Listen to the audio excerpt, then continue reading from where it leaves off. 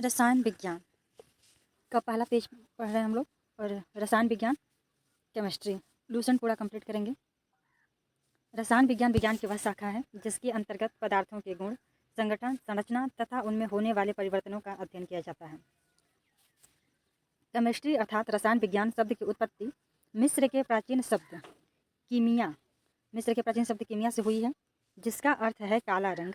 मिस्र के लोग काली मिट्टी को केमी कहते थे और प्रारंभ में रसायन विज्ञान के अध्ययन को केमीटेकिंग कहा जाता था। केमीटेकिंग विज्ञान शब्द की उत्पत्ति मिस्र के प्राचीन शब्द कीमिया से हुई है, जिसका अर्थ काला रंग है और काली मिट्टी को मिस्र में केमी कहते थे। प्रारंभ में रसायन विज्ञान के अध्ययन को केमीटेकिंग कहा जाता था।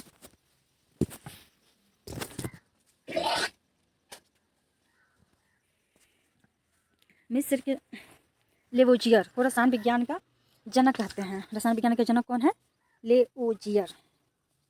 पदार्थ एवं उसकी प्रकृति। पहला टॉपिक, पदार्थ दुनिया की कोई भी वस्तु जो स्थान घेरती हो, जिसका द्रव्यमान होता हो और जो अपने संरचना में परिवर्तन का विरोध करती हो, उसे पदार्थ कहते हैं। उदाहरण के लिए जल, हवा, बालू आदि। प्रारंभ में भारतीयों और यूनानियों का अनुमान था कि प्रकृति की सारी वस्तुएं 5 तत्वों के संयोग से बनी हैं। ये 5 तत्व हैं क्षितिज, जल, पावक, गगन एवं समीर। भारत के महान ऋषि कणाद के अनुसार सभी पदार्थ अत्यंत सूक्ष्म कणों से बने हैं, जिसे परमाणु कहा गया है। पदार्थों का वर्गीकरण। पदार्थ 2 भागों में बांटा गया है, भौतिक वर्गीकरण और रासायनिक वर्गीकरण। भौतिक वर्गीकरण को 3 भागों में बांटा गया है, ठोस, द्रव और गैस। जबकि रासायनिक वर्गीकरण को 2 भागों में शुद्ध पदार्थ और मिश्रण। शुद्ध पदार्थ को भी 2 भागों में बांटा गया है, तत्व और यौगिक। तत्व फिर 2 भागों में, धात्विक, अधात्विक। यौगिक भी 2 भागों में, कार्बनिक, अकार्बनिक। मिश्रण भी समांग विषमांग 2 भागों में। ठीक है। ठोस पदार्थ की वह भौतिक अवस्था जिसका आकार एवं आयतन दोनों निश्चित हो, ठोस कहलाता है, जैसे लोहे की छड़, लकड़ी की कुर्सी, बर्फ का टुकड़ा आदि। द्रव पदार्थ की वह भौतिक अवस्था जिसका आकार अनिश्चित एवं आयतन निश्चित हो, द्रव कहलाता है, जैसे अल्कोहल, पानी, तारपीन का तेल, मिट्टी का तेल आदि। गैस पदार्थ की वह भौतिक अवस्था जिसका आकार एवं आयतन दोनों अनिश्चित हो, गैस कहलाता है, जैसे हवा, ऑक्सीजन। गैसों का कोई पृष्ठ नहीं होता, इसका विसरण बहुत अधिक होता है तथा इसे आसानी से संपीड़ित, कंप्रेस यानी उसको दबाया जा सकता है। ताप एवं दाब में परिवर्तन करके किसी भी पदार्थ की अवस्था को बदला जा सकता है, परंतु इसके अपवाद भी हैं, जैसे लकड़ी, पत्थर, ये केवल ठोस अवस्था में ही रहते हैं। जल तीनों भौतिक अवस्था में रह सकता है। पदार्थ की तीनों भौतिक अवस्था में निम्न रूप से साम्य होता है, ठोस, द्रव, गैस। उदाहरण जल। कुछ पदार्थ गर्म करने पर सीधे ठोस रूप से गैस बन जाते हैं, इसे ऊर्ध्वपातन कहते हैं, जैसे कि आयोडीन, कपूर आदि। और भी एग्जाम्पल हैं, जैसे कि नैफ्थलीन। पदार्थ की चौथी अवस्था प्लाज्मा एवं 5वीं अवस्था बोस-आइंस्टीन कंडेंसेट है। तत्व वह शुद्ध पदार्थ है जिसे किसी भी ज्ञात भौतिक एवं रासायनिक विधियों से न तो 2 या 2 से अधिक पदार्थों में विभाजित किया जा सकता है और न ही अन्य सरल पदार्थों के योग से बनाया जा सकता है, जैसे सोना, चांदी, ऑक्सीजन आदि। यौगिक मिश्रण समझ आया, तत्व समझ आया, जैसे कि तत्व वह होता है सोना, चांदी, उसको 2 या 2 से अधिक पदार्थों में विभाजित नहीं कर सकते हैं। यौगिक वह शुद्ध पदार्थ जो रासायनिक रूप से 2 या 2 से अधिक तत्वों के एक निश्चित अनुपात में रासायनिक संयोग से बनते हैं, यौगिक कहलाते हैं। यौगिक के गुण उनके अवयवी तत्वों के गुणों से भिन्न होता है, जैसे जल ऑक्सीजन एवं हाइड्रोजन से मिलकर बनता है। इसमें ऑक्सीजन जलने में सहायक होता है और हाइड्रोजन खुद जलता है, लेकिन इन दोनों का यौगिक जल आग को बुझा देता है। दोनों के मिलने के बाद उसके गुण बिल्कुल ही विपरीत हो जाता है, क्योंकि जल आग को बुझा देता है। पृथ्वी पर पाए जाने वाले प्रमुख तत्व एवं उनका प्रतिशत।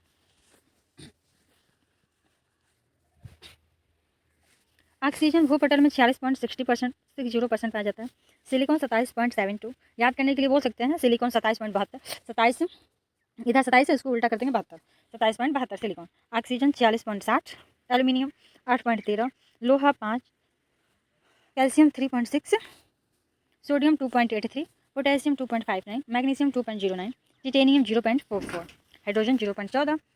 कुल मिलाकर 99.14% होते हैं, जो पृथ्वी की पर पाए जाने वाले प्रमुख तत्व हैं। पहला ऑक्सीजन 46.60, सिलिकॉन 27.72 डाले याद करने के लिए, एल्यूमिनियम 8.13, लोहा 5, calcium 3.6, sodium 2.83, potassium 2.59, magnesium 2.09, titanium 0.44, hydrogen 0.14 और कुल मिलाकर 99.14। मिश्रण वह पदार्थ जो दो या दो से अधिक तत्वों या यौगिकों के किसी भी अनुपात में मिलाने से प्राप्त होता है उसे मिश्रण कहते हैं। यौगिक में ऐसा नहीं था, उसे निश्चित अनुपात में मिलाना था, पर मिश्रण में किसी भी अनुपात में मिला सकते हैं। इसे सरल यांत्रिक विधि द्वारा पुनः प्रारंभिक आयों में प्राप्त भी किया जा सकता है, जैसे हवा। समांग मिश्रण होमोजीनियस मिक्सचर और विषमांग मिश्रण हेट्रोजीनियस मिश्रण। ये समांग विषमांग मिश्रण किसके प्रकार थे, यहाँ पर दिया हुआ था। भौतिक वर्गीकरण का 3 पदार्थ हो गया, रासायनिक वर्गीकरण में 2 था। शुद्ध पदार्थ मिश्रण, मिश्रण के 2 टाइप थे, समांग मिश्रण और शुद्ध पदार्थ के तत्व यौगिक। ठीक है। समांग मिश्रण निश्चित अनुपात में अयोगों को मिलाने से समांग मिश्रण का निर्माण होता है।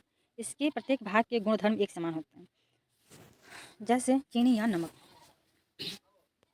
का जलीय विलयन, हवा आदि। विषमांग मिश्रण हेट्रोजीनियस मिक्सचर अनिश्चित अनुपात में अवयवों को मिलाने से विषमांग मिश्रण का निर्माण होता है।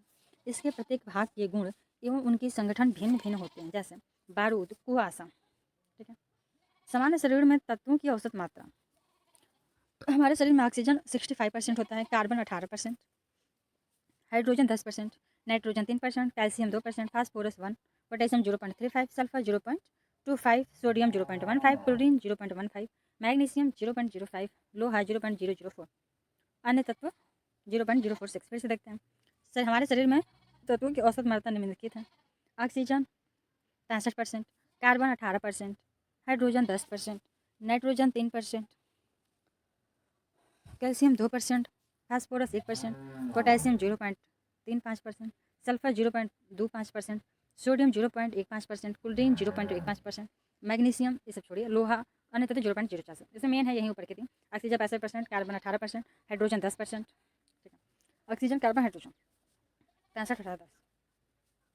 मिश्रण को अलग करने की बहुत सारी विधियाँ हैं, उनमें से कुछ दिया गया है। पहला, द्रवाकरण क्रिस्टलाइजेशन।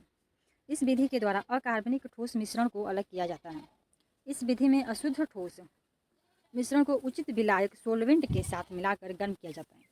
गर्म अवस्था में ही कीप द्वारा छान लिया जाता है। छानने के बाद विलयन को कम ताप पर धीरे धीरे ठंडा किया जाता है। ठंडा होने पर शुद्ध पदार्थ क्रिस्टल के रूप में विलयन से पृथक हो जाता है। जैसे शर्करा और नमक के मिश्रण को इथाइल अल्कोहल में 348 केल्विन ताप पर गर्म कर इस विधि द्वारा अलग किया जाता है। द्रवाकरण क्रिस्टलाइजेशन का एग्जाम्पल है, शर्करा और नमक के मिश्रण को इथाइल अल्कोहल में 348 केल्विन ताप पर गर्म कर इस विधि से अलग किया जाता है। और उसको उसमें अशुद्धि जो मिलाई जाती है ना, उचित विलायक के साथ, उसको मिलाने के बाद ही गर्म किया जाता है। और फिर इथाइल अल्कोहल, जैसे कि अशुद्धि हो गई शर्करा और नमक के मिश्रण में, और 348 केल्विन पर ताप पर गर्म करके इसको अलग किया जाता है। यही द्रवाकरण है। नेक्स्ट, आसवन विधि।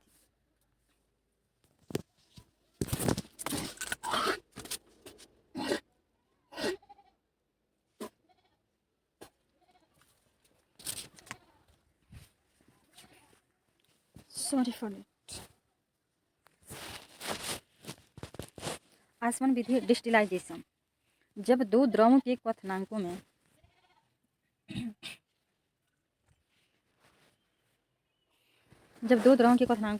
अंतर अधिक होता है तो उसके मिश्रण को आसवन विधि से पृथक करते हैं। अर्थात यह द्रवों के मिश्रण को अलग करने की विधि है। इसका प्रथम भाग वाष्पीकरण एवं दूसरा भाग संघनन कहलाता है। आसवन विधि, जब दो द्रव के क्वथनांकों में अंतर अधिक होता है तो उसके मिश्रण को आसवन विधि से पृथक करते हैं। अर्थात यह द्रवों के मिश्रण को अलग करने की विधि है।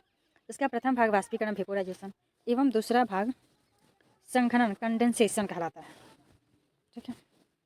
सब्लिमेशन ऊर्ध्वपातन। इस विधि द्वारा दो ऐसे ठोस के मिश्रण को अलग करते हैं जिसमें एक ठोस ऊर्ध्वपातित सब्लिमेट हो जाता है पर दूसरा नहीं होता, जैसे Kapoor, naphthalene, ammonium chloride, anthracene.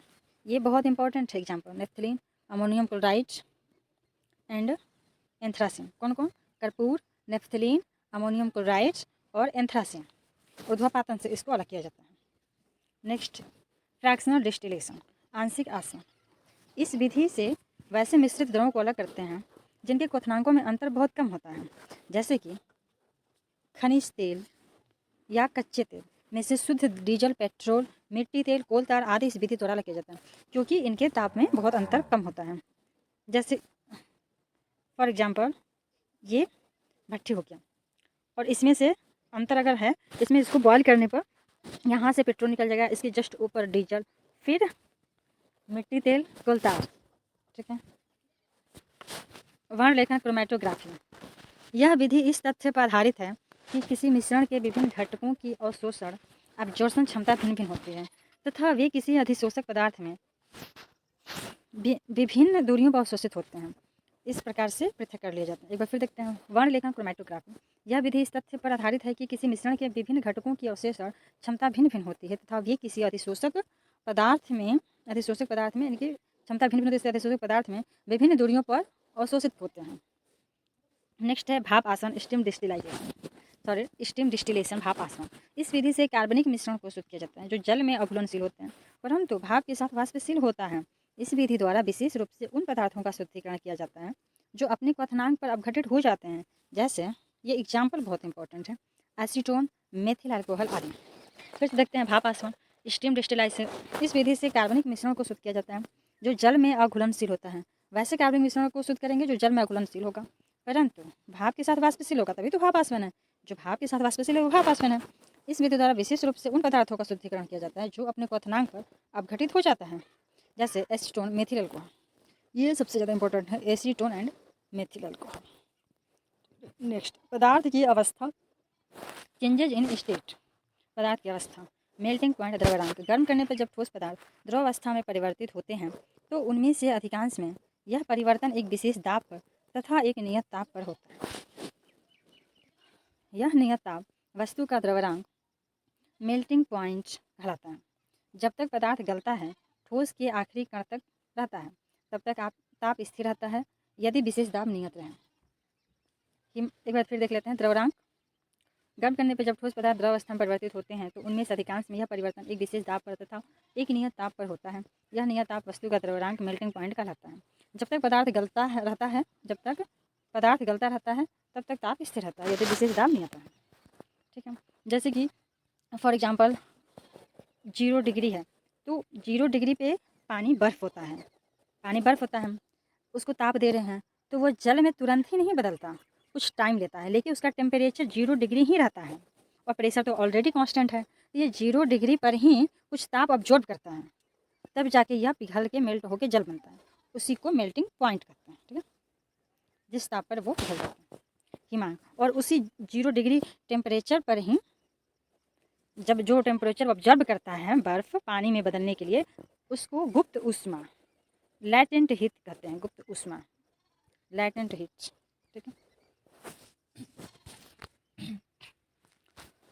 हिमांक, फ्रीजिंग पॉइंट, किसी विशेष दाब पर वह नियत ताप जिस पर कोई द्रव जमता है, हिमांक कहलाता है। वही बात हुई सेम टू सेम, जिस पर वह कोई दाब है, वो दाब भी निश्चित है और नियत ताप है जिस पर कोई द्रव जम जाता है, हिमांक कहलाता है। ठीक है। सामान्यतः पदार्थ का द्रव्यरांक एवं हिमांक का मान बराबर होता है। जैसे बर्फ का द्रव्यरांक एवं हिमांक 0 डिग्री। एग्जाम्पल सबका बहुत इंपॉर्टेंट। अशुद्धियों की उपस्थिति में पदार्थ का हिमांक और द्रव्यरांक दोनों कम हो जाता है।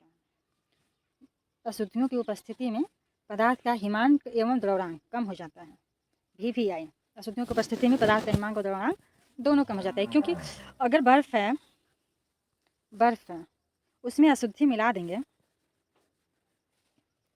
तो वो जल्द ही पिघल जाएगा, तो हिमांक तो कम होगा ना उसका, और हिमांक का द्रव्यरांक एक ही होता है तो वो भी कम होगा। द्रव्यरांक पर दाब का प्रभाव, उन पदार्थों के द्रव्यरांक दाब बढ़ने से बढ़ जाते हैं जिनका आयतन गलने पर बढ़ जाता है। जैसे मोम, तांबा आदि। मोम, तांबा के द्रव्यरांक दाब बढ़ने से बढ़ जाता है जिनका आयतन गलने पर बढ़ जाता है। ठीक है, मतलब आयतन अगर बढ़ेगा और दाब बढ़ाने पर द्रव्यरांक भी बढ़ेगा। दाब बढ़ाने पर अगर आयतन बढ़ता है तो द्रव्यरांक भी बढ़ेगा। ठीक है, ये बढ़ेगा तो ये भी बढ़ेगा। एग्जाम्पल मोम और तांबा। उन पदार्थों के द्रव्यरांक दाब बढ़ाने से घट जाता है जिनका आयतन घट जाता है। जैसे उसमें था मोम, तांबा, जिसमें आयतन बढ़ाने पर द्रव्यरांक भी बढ़ जाएगा लेकिन इसमें घटाने पर घट जाएगा, जैसे बर्फ, ढलवा लोहा। ठीक है। गलने तथा जमने पर आयतन में परिवर्तन, change of volume in fusion and solidification. क्रिस्टलीय पदार्थों में से अधिकांश पदार्थ गलने पर आयतन में बढ़ जाते हैं। ऐसी दशा में ठोस द्रव में डूब जाता है। ढला हुआ लोहा, बर्फ, एंटीमनी, बिस्मथ, पीतल आदि गलने पर आयतन में सिकुड़ते हैं। अतः इस प्रकार के ठोस अपने ही गले द्रव में प्लवन करते हैं। इस विशेष गुण के कारण बर्फ़ का टुकड़ा गले हुए पानी में प्लवन करता है। और बर्फ़ के टुकड़े जैसे और कौन कौन है? ढला हुआ लोहा, बर्फ़ हो गया, एंटीमनी, बिस्मथ, पीतल, ये सारे एक ही कैटेगरी के हैं।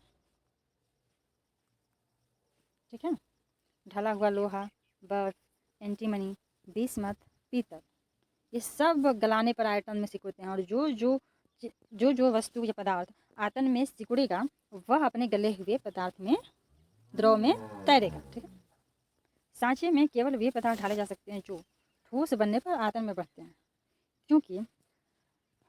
क्योंकि अगर सांचे में जो पदार्थ ठोस बनने पर उसका आयतन अगर घटेगा तो सांचा मान लीजिए इतना बड़ा है और ये पदार्थ गला हुआ हम डालें, ये भर के डालें, ठीक है, लेकिन ये तो ठोस बनने पर घट जा रहा है, इसका ये उसका आयतन तो घट जा रहा है, तो घट जा रहा है, तो सांचा में पूरा तरह से हो नहीं पाएगा। तो इसलिए वही पदार्थ को सांचा में हम डालेंगे जो कि बढ़ेगा। क्यों? क्योंकि अगर इसके बराबर आयतन का कोई लिक्विड डाले तो ये बढ़ेगा, तो ये अच्छे से सांचे का रूप ले पाएगा। समझ में आ गया? इसलिए केवल वही पदार्थ डाले जा सकते हैं जो ठोस बनाने पर आयतन में बढ़ते हैं, क्योंकि वे सांचे के आकार को पूर्णतया प्राप्त कर सकते हैं। ठीक, मुद्रण धातु ऐसे पदार्थ के बने होते हैं जो जमने पर आयतन में बढ़ते हैं। सेम वही चीज़ें हैं, ये वैसे पदार्थ जो जमने पर आयतन में बढ़ते हैं वही सांचे में डालेगा, तो मुद्रण भी तो सांचा में होता है ना, तो फिर मुद्रण भी तो वही पदार्थ से बनेगा जो आयतन में बढ़ते हैं। चांदी या सोने की मुद्राएं ढाली नहीं जाती, केवल मुहर लगाकर बनाई जाती हैं। ठीक है, चांदी और सोने की मुद्राएं ढाली नहीं जाती, केवल मुहर लगाकर बनाई जाती हैं। मिश्र धातुओं का द्रव रंग उन्हें बनाने वाले पदार्थों के गलनांक से, गलनांक और द्रव्यरांक एक ही चीज़ है, तो मिश्र धातुओं का द्रव्यरांक मेल्टिंग पॉइंट उन्हें बनाने वाले पदार्थों के मेल्टिंग पॉइंट से कम होता है, क्योंकि अशुद्धियाँ डाल देने पर पदार्थ का गलनांक घट जाता है। पहले हम लोग पढ़ चुके हैं कि अगर अशुद्धि डाल दिया जाएगा तो हिमांक और मेल्टिंग पॉइंट दोनों ही घट जाता है, अशुद्धि डालने पर दोनों ही घट जाएगा। हिमकारी मिश्रण, किसी ठोस को उसके द्रव्यरांक पर गलने के लिए ऊष्मा की आवश्यकता होगी जो उसकी गुप्त ऊष्मा होगी। यह ऊष्मा साधारणतः बाहर से मिलती है, जैसे जल में बर्फ का टुकड़ा मिलाने पर बर्फ गलेगी, परंतु गलने के लिए द्रव्यरांक पर वह जल से ऊष्मा लेगी। सही बात है, ऊष्मा लेगी तभी तो वो गलेगी, गुप्त ऊष्मा तो लेगी ही। जैसे जल का तापमान घटने लगेगा, अब जल से सपोज ये वाटर है, इसमें बर्फ़ का टुकड़ा है, ये बर्फ़ का टुकड़ा है, तो इसको ये बर्फ़ का टुकड़ा इसमें अब पिघलेगा, तो पिघलने के लिए इसको गुप्त ऊष्मा चाहिए, तो गुप्त ऊष्मा कहाँ से लेगा? जल से लेगा। अब जल से ये गुप्त ऊष्मा ले रहा है तो जल का टेम्परेचर क्या होगा? घटेगा ही नहीं, क्योंकि इसका तो इसमें ऑब्जर्व हो रहा है तो इसका तो टेम्परेचर घटेगा ही। वही चीज़ यहाँ पे कह रहा है, यह ऊष्मा ज़्यादा बाहर से मिलती है, जैसे जल में बर्फ़ का टुकड़ा मिलाने पर बर्फ़ गलेगी, परंतु गलने के लिए द्रव्यरांक पर वह जल से ऊष्मा लेगी, जिससे जल का तापमान घटने लगेगा और मिश्रण का ताप घट जाएगा, और ओवरऑल जो मिश्रण है पानी में बर्फ़ को घट जाएगा। हिमकारी मिश्रण का बनना इसी सिद्धांत पर आधारित है। ठीक है, उदाहरण, घर पर आइसक्रीम जमाने के लिए नमक का 1 भाग एवं बर्फ का 3 भाग मिलाया जाता है। इससे मिश्रण का ताप -22 डिग्री सेंटीग्रेड हो जाता है। क्यों? क्योंकि बर्फ तो पिघलेगा तभी तो जमेगा आइसक्रीम, तो घर पर आइसक्रीम तो नमक से वो ऑब्जर्व करेगा तो उसका तो टेम्परेचर घटेगा, तो घटेगा तो -22 डिग्री हो जाएगा। ये बहुत इंपॉर्टेंट है। और ये भी है कि नमक का 1 भाग रहेगा और बर्फ़ का 3 भाग, नमक का 1 भाग और बर्फ़ का 3 भाग मिलाया जाएगा आइसक्रीम बनाने के लिए, और उसका टेम्परेचर हो जाएगा -22 डिग्री। नेक्स्ट है वाष्पीकरण, वेपोराइजेशन। द्रव से वाष्प में परिणत होने की क्रिया वाष्पीकरण कहलाती है। यह 2 प्रकार से होती है, वाष्पन और प्रथम। जो बारिश का पानी तालाब या फिर कहीं गड्ढा उड्ढा में रहता है, बारिश का पानी, वो वाष्पन विधि से वो होता है, वाष्पन विधि से वो पानी सूख जाता है 1-2 महीने में। और क्वथन तो आप लोग को पता ही है, क्वथनांक से कम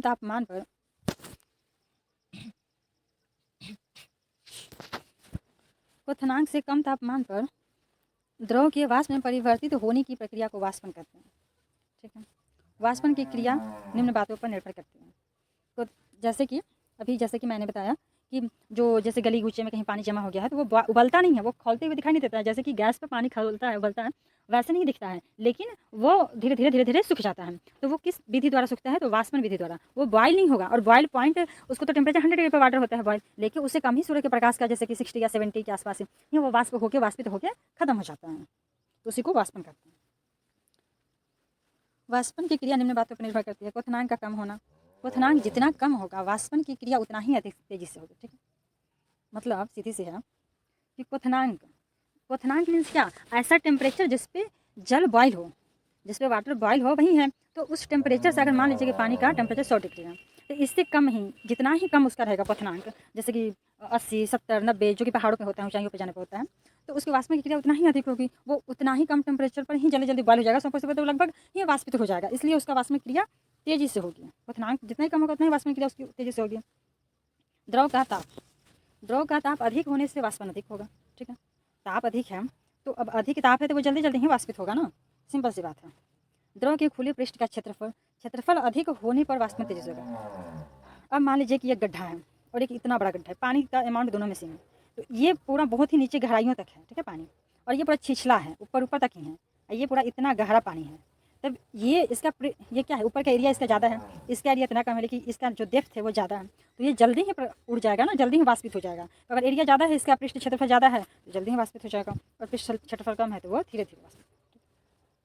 द्रव के पृष्ठ पर वायु बदलने पर वाष्पन तेज होगा। द्रव के पृष्ठ पर वायु का दाब जितना ही कम होगा वाष्पन उतनी ही तेजी से होगी। द्रव के पृष्ठ पर वाष्प दाब जितना बढ़ता जाएगा वाष्पन की दर उतनी ही घटती जाएगी। फिर से देखते हैं, द्रव के पृष्ठ पर वायु बदलने पर वाष्पन तेज होगा। अगर वायु तेजी से चलेगा तो वो पानी को जल्दी ही उड़ा ले जाएगा, तो वाष्पन तेज हो जाएगा।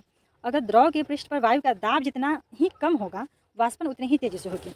जैसे कि यहाँ पे वाटर है, इस पर अगर बहुत ज़्यादा प्रेशर है ऊपर से, बहुत ज़्यादा, तो ये वाष्पित, ये क्या संघनन विधि से ही होगा ना, जैसे गर्म होगा उसके बाद ये उड़ के जाएगा, ठीक है, संवहन से। तो ये ऊपर से दाब ज़्यादा आ रहा है तो ये तो जल्दी उड़ेगा नहीं, तो अगर दाब ज़्यादा होगा तो ये धीरे धीरे वाष्पित होगा, अगर ये दाब कम होगा तो ये जल्दी जल्दी वाष्पित हो जाएगा।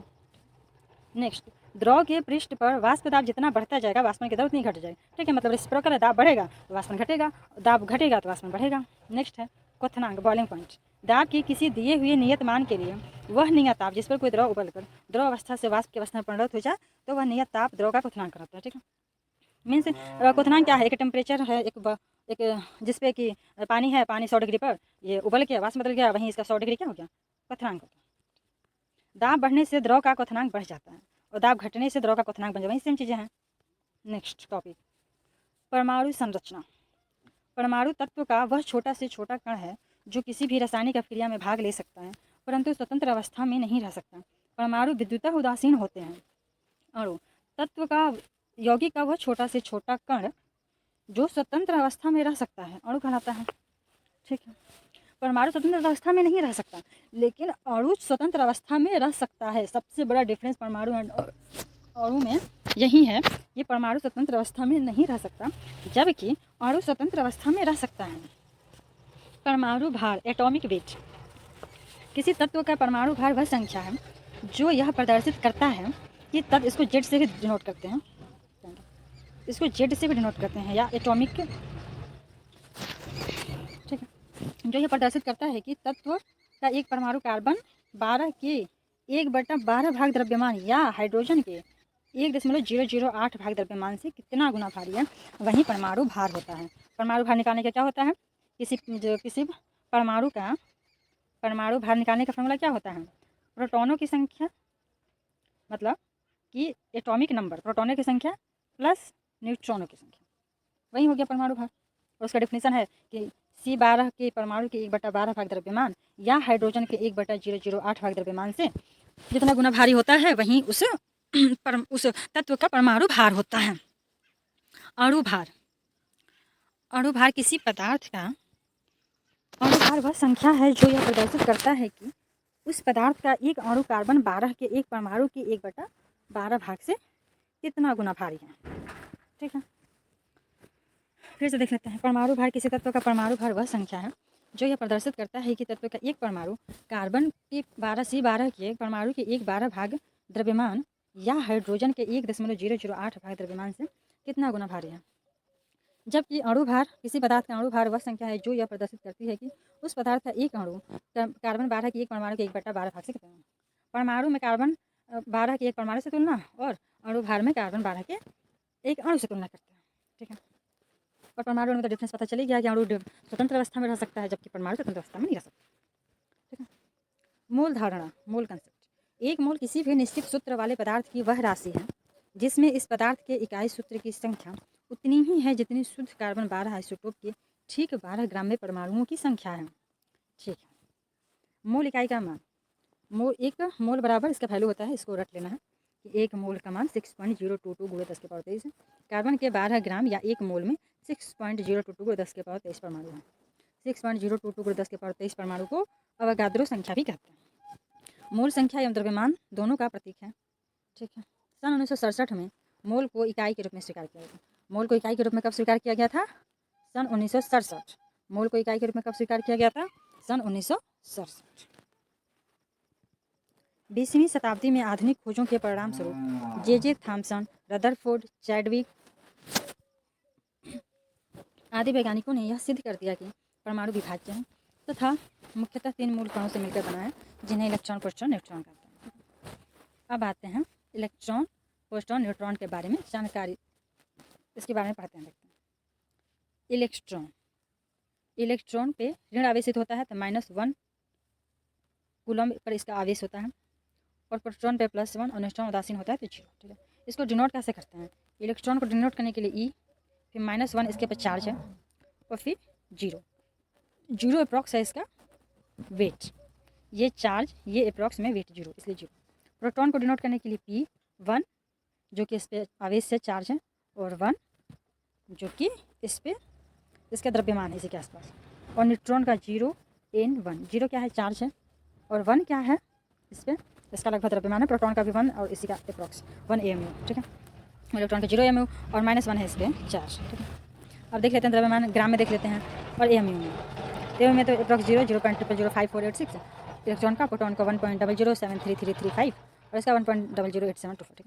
देखिए ये ग्राम वाला याद करना।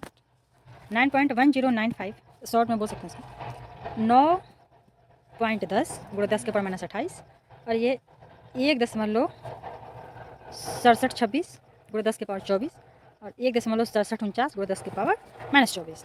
प्रोटॉन का 1.6726 गुणा 10 के पावर -24। एक्चुअली उसको पढ़ते नहीं है, 6726, बट याद करने के लिए 6726, 1.6726 प्रोटॉन का गुणा 10 के पावर -24 द्रव्यमान, और न्यूट्रॉन का 1.6749 गुणा 10 के पावर -24। सबसे पहले इलेक्ट्रॉन के आवेश का सफलतापूर्वक निर्धारण मिलिकॉन ने किया था। तेल बूंद प्रयोग विधि से इलेक्ट्रॉन के आवेश का सफलतापूर्वक निर्धारण मिलिकॉन ने किया था। ठीक है। इलेक्ट्रॉन की तरंग प्रकृति की खोज डी ब्रॉगली ने की थी। पॉजिट्रॉन की खोज एंडरसन ने, इलेक्ट्रॉन की खोज डी ब्रॉगली ने, इसकी इलेक्ट्रॉन की खोज नहीं, इलेक्ट्रॉन की खोज तो जे थॉमसन की। इलेक्ट्रॉन की तरंग प्रकृति की खोज डी ब्रॉगली ने की थी, और पॉजिट्रॉन की खोज एंडरसन ने की थी।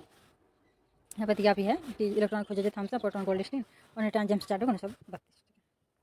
भारतीय वैज्ञानिक सत्येंद्र नाथ बसु के नाम पर विशिष्ट मूल कण बोसान का नाम रखा गया है। जो बोसान का नाम है वह सत्येंद्र नाथ बसु के नाम पर है। विशिष्ट मूल कण बोसान का नाम रखा गया।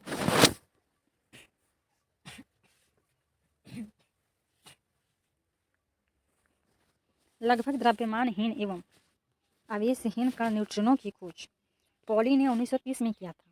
इसमें प्रचक्रण होता है। द्रव्यमानहीन एवं आवेशहीन कण न्यूट्रिनो की खोज पॉली ने 1930 में किया था। इसमें प्रचक्रण होता है। रदरफोर्ड का नाभिकीय परमाणु मॉडल, रदरफोर्ड एवं उसके विद्यार्थियों हैंस गीगर और अर्नेस्ट मार्सडेन ने सोने की बहुत ही पतली पत्ती पर अल्फा कणों के बौछार कर परमाणु का नाभिकीय मॉडल प्रस्तुत किया। ठीक है, फिर से पढ़ लेते हैं। रदरफोर्ड का नाभिकीय परमाणु मॉडल, रदरफोर्ड किया था और उसके विद्यार्थी थे 2, कौन कौन थे? हैंस गीगर और अर्नेस्ट मार्सडेन ने सोने की बहुत ही पतली पत्थर पर, एक सोना था, सोना का बहुत ही पतला चादर था, उस पर अल्फा कण का बौछार कराया गया। और ये अल्फा कण का बौछार सोने के पत्थर पर किसने कराया था? तो रदरफोर्ड ने, और उसके 2 विद्यार्थी हैंस गीगर और अर्नेस्ट मार्सडेन ने कराया था। और परमाणु का नाभिकीय मॉडल उसके बाद जो उन लोगों ने देखा, उसके बाद परमाणु का नाभिकीय मॉडल प्रस्तुत किया। ठीक है, कौन कौन? तो रदरफोर्ड, हैंस गीगर और अर्नेस्ट मार्सडेन। इस मॉडल के अनुसार परमाणु का धनावेश तथा अधिकांश द्रव्यमान एक अति अल्प क्षेत्र में केंद्रित था। ठीक है, जिसे आज प्रोटॉन और न्यूट्रॉन का जो केंद्र कहा जाता है, जिसमें होते हैं प्रोटॉन न्यूट्रॉन, वहीं उसी का परमाणु का धनावेश तथा अधिकांश द्रव्यमान एक अति अल्प क्षेत्र में केंद्रित था। परमाणु के इस अति अल्प भाग को रदरफोर्ड ने नाभिक कहा था। नाभिक सबसे पहले रदरफोर्ड ने दिया था सिद्धांत, उसके बारे में हमें पता नहीं था नाभिक के बारे में। रदरफोर्ड ने गणना करके दिखाया कि नाभिक का आयतन परमाणु के कुल आयतन की तुलना में अत्यंत कम मीन्स नगण्य होता है। ठीक है, परमाणु की त्रिज्या लगभग 10⁻10 मीटर, मतलब बहुत ही छोटा होता है नाभिक, लगभग 10⁻10 मीटर होती है त्रिज्या, जबकि नाभिक की त्रिज्या लगभग 10⁻15 मीटर होती है। परमाणु की त्रिज्या 10⁻10 मीटर और नाभिक की त्रिज्या 10⁻15 मीटर होती है। नाभिक के चारों ओर इलेक्ट्रॉन वृत्ताकार पत्थरों जिन्हें कक्षा ऑर्बिट कहा जाता है में तेजी से घूमता है। ये सिद्धांत भी रदरफोर्ड ने ही दिया था कि जो इलेक्ट्रॉन होता है उसके चारों ओर चक्कर लगाता है। इलेक्ट्रॉन और नाभिक आपस में आकर्षण के स्थिर वैद्युत बलों द्वारा बंधे होते हैं। किस बल द्वारा इलेक्ट्रॉन और नाभिक बंधा होता है? तो आकर्षण के स्थिर वैद्युत बल, आकर्षण के स्थिर वैद्युत बल द्वारा बंधे होते हैं। रदरफोर्ड मॉडल का दोष। रदरफोर्ड परमाणु मॉडल किसी परमाणु के अस्थायित्व की व्याख्या नहीं कर पाता है।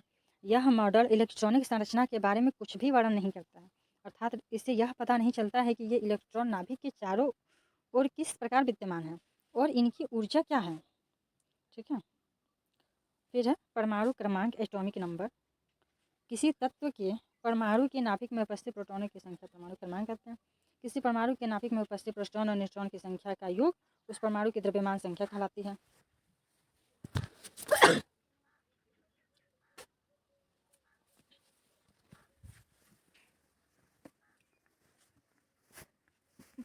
द्रव्यमान संख्या बराबर प्रोटॉनों की संख्या प्लस न्यूट्रॉनों की संख्या। क्वांटम संख्या स्पेक्ट्रम रेखाओं की सूक्ष्म प्रकृति समझाने तथा इलेक्ट्रॉनों की ठीक ठीक स्थिति का वर्णन करने हेतु 4 क्वांटम संख्याओं का प्रयोग किया जाता है। यह है मुख्य क्वांटम संख्या, प्रिंसिपल क्वांटम नंबर। इसको एन से डिनोट किया जाता है। मुख्य क्वांटम संख्या प्रिंसिपल क्वांटम नंबर को एन से डिनोट करते हैं। यह जो यन होता है, जो कक्षा होता है, इसको धनात्मक पूर्णांक, इसका वैल्यू होता है जैसे कि 1 2 3 4 डॉट डॉट इत्यादि। ये प्राकृतिक संख्या जैसी होती है, पूर्णांक, धनात्मक पूर्णांक। एन का मान बढ़ने से अनुमत कक्षकों की संख्या बढ़ती है। इसे एन स्क्वायर द्वारा दिया जाता है। यह इलेक्ट्रॉन के मुख्य ऊर्जा स्तर को प्रदर्शित करती है। जो एन है वह इलेक्ट्रॉन के मुख्य ऊर्जा स्तर को प्रदर्शित करती है। यन के बढ़ने से कक्षक की ऊर्जा बढ़ेगी। ठीक है, यन अगर मान लीजिए तीसरा है तो उसकी कक्षक ऊर्जा बढ़ जाएगी, दूसरा है तो और बढ़ेगी, कम होगी, पाँचवा है तो उससे ज़्यादा होगी। ठीक है, दूसरा है वो था प्रिंसिपल क्वांटम नंबर। ये है एज्यूमिथल क्वांटम नंबर, दिग्वंशी क्वांटम संख्या, दिग्वंशी क्वांटम संख्या, एज्यूमिथल क्वांटम नंबर। ठीक है, इसे एल से डिनोट करते हैं। यह इलेक्ट्रॉन कक्षक ऑर्बिटल, वो ऑर्बिट था, कक्षा था, और ये उसका कक्षक का छोटा रूप कक्षक, उसको कक्षक ऑर्बिटल कहते हैं, कि त्रिविमीय आकृति को प्रकट करती है। ठीक है, एल का न्यूनतम मान 0 तथा अधिकतम मान n-1 होता है। एन क्या था? मुख्य क्वांटम संख्या, जो एन स्क्वायर करके एन से डिनोट करते थे, और एन स्क्वायर था। और जो एल का वैल्यू आएगा क्या आएगा? मान लीजिए कि मेरा प्रिंसिपल क्वांटम नंबर n2 है। ठीक है, तो एल का वैल्यू क्या होगा? एल का वैल्यू हो जाएगा 0 1। ठीक है, 0 और 1 होगा। क्यों? क्योंकि न्यूनतम मान 0 से शुरू होगा और अधिकतम मान जो होगा वह n-1 होगा। मतलब कि n अगर 2 है तो एल हमारा एजीमुथल क्वांटम में 0 और 1 होगा। अगर n 4 है तो एल का वैल्यू हो जाएगा 0 1 2 एंड 3। उसके बाद आता है चुंबकीय क्वांटम संख्या, मैग्नेटिक क्वांटम नंबर। इसको m से डिनोट करते हैं। मैग्नेटिक क्वांटम नंबर को m से, मैग्नेटिक है तो m से डिनोट करेंगे। यह उप ऊर्जा स्तरों के कक्षकों, ऑर्बिटल्स। पहला था प्रिंसिपल, जिसे जो ऑर्बिट था, ये था ऑर्बिटल था, जो कि एजीमुथल क्वांटम संख्या ऑर्बिटल था। ये ऑर्बिटल्स हैं। ठीक है, कक्षक ऊर्जा, ऑर्बिटल्स, कक्षकों, वो कक्षक था, वो कक्षा था, ये कक्षकों, ऑर्बिटल्स, वो प्रदर्शित करते हैं। एम का मान एल के मान पर निर्भर करता है। किसी एल के लिए एम का मान प्लस एल से लेकर माइनस एल तक होता है। शून्य से एल में शून्य है तो शून्य तो रहेगा हम। ठीक है, सपोज कि एन इक्वल टू 4 है तो एल इक्वल टू हो जाएगा, फिर से एन इक्वल टू 4 तो एल इक्वल टू 0 1 2 एंड 3। और m equal to magnetic quantum number equal to minus l to plus l, means -3 -2 -1 0 1 2 and 3। कितना हो गया? 3 3 6 7 7। ठीक है, -3 से +3 तक जोड़। फिर होता है चक्रण क्वांटम संख्या, spin quantum number M.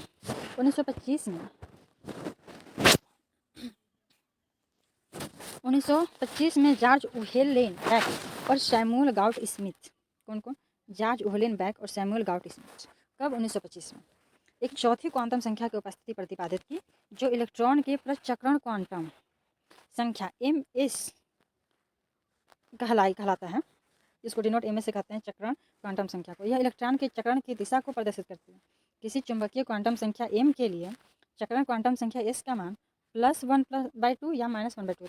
Suppose अगर m n l किसी तत्व के तीनों सेम हो तो उसका ये जो है स्पिन क्वांटम नंबर वो जरूर डिफरेंट होगा, या तो +1/2 होगा या -1/2। ठीक।